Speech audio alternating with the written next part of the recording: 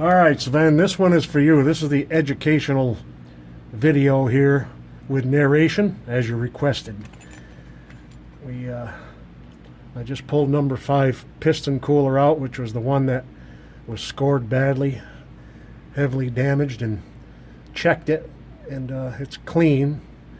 These are the things that squirt motor oil up underneath the piston to keep it cool, but in this case, all the oil in Saudi Arabia wouldn't have kept this engine cool with the other issues that were going on. So that's just a little tidbit for you. There'll be more to come, don't you worry. I don't want to keep you in the dark here.